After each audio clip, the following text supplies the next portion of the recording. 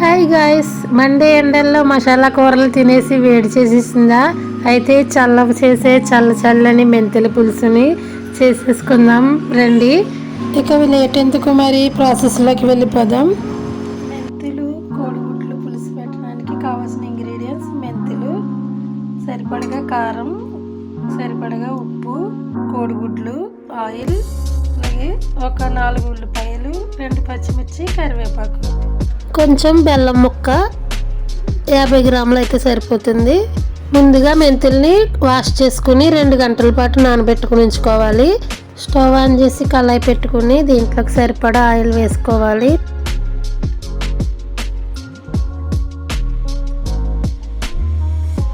ఈ కర్రీకి కొంచెం ఆయిల్ ఎక్కువ ఉంటేనే బాగుంటుందండి. మెంతులు ఎప్పుడు కూడా హెల్త్కి చాలా మంచిదండి. ఉత్తిగా మెంతులు తినలేం కదా మనం, ఎందుకంటే అవి చాలా చేదుగా ఉంటాయి. ఇలా కర్రీ చేసుకుని తిన్నామంటే అసలు చేదు అనిపించదండి. ఆయిల్ హీట్ అయింది, ఇప్పుడు కోడిగుడ్లు యాడ్ చేయాలి.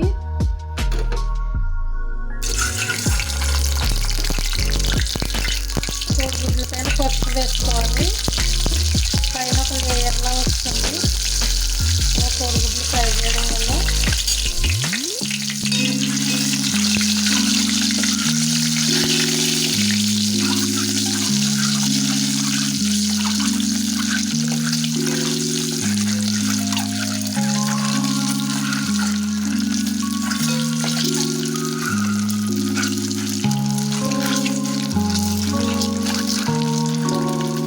ఇలా పైన కలర్ రావాలి, అప్పుడు బాగుంటాయి గుడ్లు తినడానికి కూడా.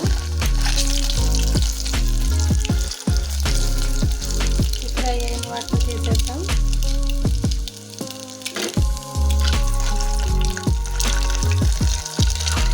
చూడండి, ఇలా పైన బబుల్స్లా వస్తుంది, అప్పుడైతే ఫ్రై అయినట్టు.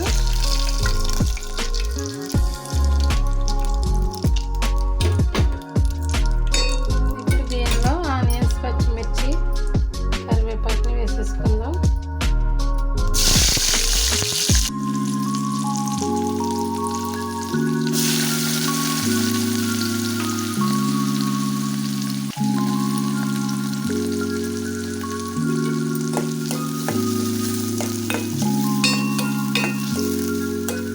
వీటిని గోల్డెన్ బ్రౌన్ కలర్ వచ్చేంత వరకు వేయించుకోవాలి. మొత్తం ఆనియన్స్ అన్ని వేసేసి వేయించేసుకోవాలి ఫ్రెండ్స్. ఆనియన్స్ త్వరగా మగ్గాలంటే ఉప్పుని యాడ్ చేసేసుకోవాలి ముందుగానే. సరిపడగా ఉప్పు వేసేస్తున్నాను.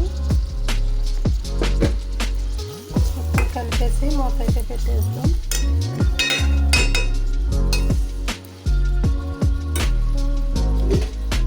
ఒక 5 మినిట్స్ పాటు మగ్గనివ్వాలి. ఈలోపు చింతపండుని నానబెట్టుకుందాం వాటర్ వేసి.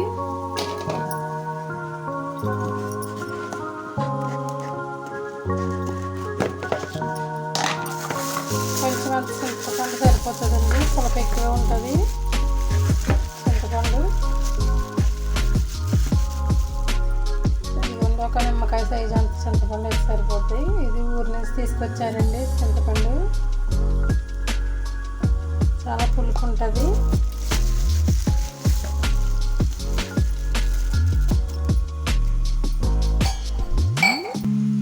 చూద్దామండి, ఇవన్నీ కొంచెం కలర్ వచ్చినాయి.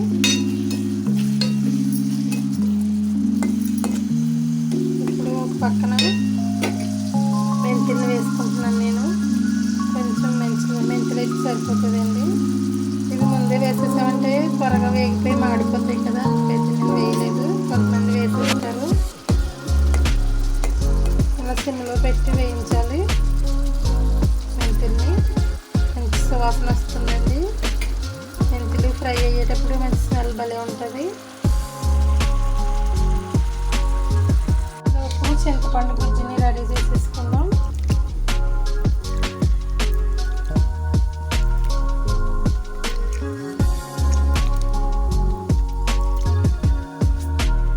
ఫ్రై అయిపోయింది చూడండి, కలర్ మారి.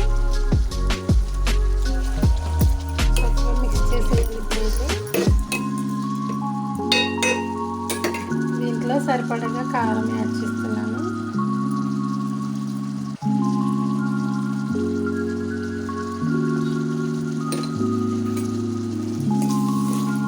కలిపేసుకోవాలి. ఇప్పుడైతే వాటర్ పోయాలి.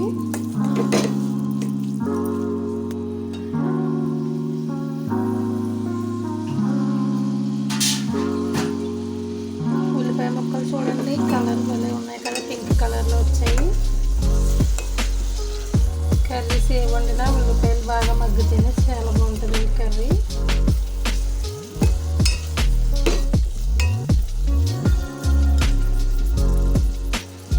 ఒక గ్లాస్ వాటర్ని యాడ్ చేస్తున్నాను.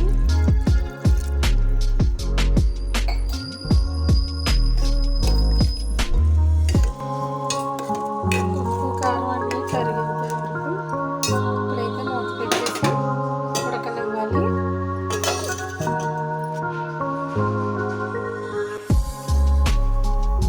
ఆనియన్స్ ఉడికినాయేమో చూద్దామండి. ఆయిల్ అంతా ఒక పక్కకు చేరుకుంది. ఇప్పుడైతే ఎగ్స్ వేసేసి అలాగే చింతపండు గుజ్జును కూడా వేసేస్తాను.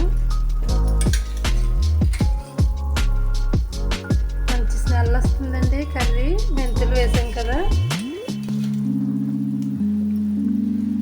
ఇలా వేసేసిన తర్వాత చింతపండు పులుసుని యాడ్ చేయాలి. పులుసు అంతా దగ్గర వరకు మరిగించేలా మూత పెట్టేసుకుందాం. ఒక్క 10 నిమిషాలు అయితే పులుసు దగ్గరికి మరుగుతుంది. అప్పుడైతే చాలా బాగుంటుందండి టేస్ట్. మొత్తం మరిగిపోయి చిక్కబడిందండి. చూడండి నేనైతే ఇక్కడికి పెట్టాను కదా, ఈ గీత వరకు పెట్టాను. చక్కగా మరిగిపోయి ఆయిల్ కూడా పైకి తేరింది.